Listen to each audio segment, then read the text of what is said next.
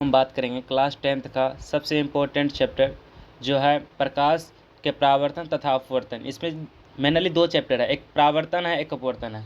उसके जितने भी ऑब्जेक्टिव प्रश्न होते हैं सब देखेंगे, और जो बिहार बोर्ड में पूछा गया है खासकर वो भी देखेंगे, क्योंकि प्रीवियस क्वेश्चन ज़्यादातर पूछा जाता है क्लास 10th का, तो इसीलिए उसको भी देखेंगे और नया क्वेश्चन भी देखेंगे।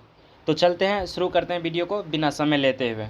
तो पहला क्वेश्चन है, प्रकाश की किरण गमन करती है। भाई साहब, प्रकाश की किरण, प्रकाश की किरण की बात करेंगे तो हमेशा प्रकाश किरण सीधी रेखा में गमन करती है। कैसे गमन करती है? सीधी रेखा में। तो इसका आंसर होगा सीधी रेखा में। ठीक, तो इसका आंसर होगा सीधी रेखा में। तो प्रश्न और दूसरा की ओर चलते हैं। प्रश्न दूसरा बोल रहा है, प्रकाश का वेग न्यूनतम होता है। पूछ रहा है प्रकाश का वेग, यानी प्रकाश की चाल जो है सबसे कम होता है निर्वात में होता है कि जल में होता है कि वायु में होता है, कांच में होता है। भाई निर्वात का मतलब जहाँ हवा एक जरा सा भी नहीं हो, जल में, वायु में, कांच में। भाई सीधी सी बात है, जहाँ पे हवा कम होगा जहाँ पे हवा कम होगा वहाँ तो प्रकाश की चाल ज़्यादा होगा ना, क्योंकि और जल में भी ज़्यादा होता है, वायु में भी ज़्यादा होता है कांच की अपेक्षा। कांच में होगा सबसे कम होगा, किसमें? कांच में। प्रकाश का वेग न्यूनतम सबसे कम किसमें होगा? कांच में। अगला 3 नंबर क्वेश्चन, मोटर गाड़ी के चालक के सामने लगा रहता है। जानते हैं मोटर गाड़ी, ये जो बाइक रहता है या फिर मोटरसाइकिल होता है, उसके सामने कौन सा दर्पण लगा रहता है, यानी कौन सा आईना लगा होता है? तो उसके सामने उत्तल दर्पण लगा रहता है। कौन सा दर्पण लगा रहता है? उत्तल दर्पण लगा रहता है। Option B correct. अगला क्वेश्चन नंबर 4 कह रहा है, मोटर कार के हेडलाइट में किसका प्रयोग होता है?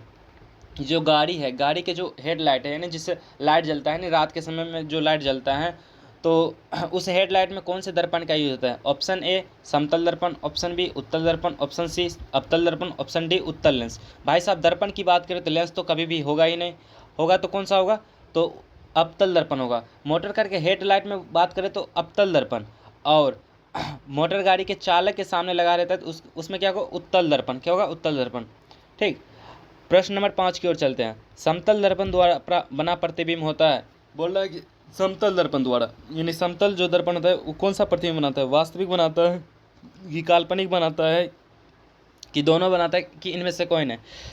याद रखिएगा, समतल दर्पण द्वारा हमेशा प्रतिबिंब क्या बनता है? काल्पनिक बनता है। कैसा बनता है? काल्पनिक बनता है। समतल दर्पण द्वारा कैसा प्रतिबिंब बनता है? काल्पनिक प्रतिबिंब बनता है। उसके बाद प्रश्न नंबर 6 है कि लेंस की क्षमता का ऐसा मात्रक होता है।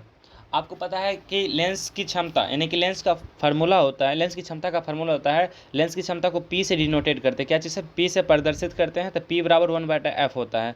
तो उसका पर मीटर भी हो सकता है एक मात्रक, ऐसा मात्रक, और डायप्टर भी होता है। क्या होता है? डायप्टर। तो ऑप्शन ए करेक्ट है। क्वेश्चन नंबर 7 पे चलते हैं। प्रकाश की किरणें का पथ दर्शाने वाले चित्रों को कहा जाता है। प्रकाश की किरण है, उसके पथ को दर्शाने वाले चित्र को कहा जाता है, उसे क्या कहते हैं? ऑप्शन ए किरण आरेख, option B focus, option C किरण पुंज, ऑप्शन डी इनमें से सभी। तो क्या आंसर होगा? किरण आरेख होगा। क्या होगा? किरण आरेख। क्वेश्चन नंबर 8 पे चलते हैं। तो कैसे 2D क्षमता वाले लेंस का फोकांश स्तर होता है? देख, लेंस की क्षमता का फोकस निकालने के लिए आपको क्या करना पड़ेगा? आपको पहले लेंस की मतलब कि क्षमता जानना पड़ेगा। तो लेंस P बराबर 1/f होता है। आपको f दिया गया है, 1/2 दिया गया। क्या दिया गया? 1/2। लेकिन क्या है, मीटर में है ना, उसको आप सेंटीमीटर में बदलिएगा तो क्या करना पड़ेगा आपको? सेंटीमीटर बदलेगा तो आपको क्या करना पड़ेगा?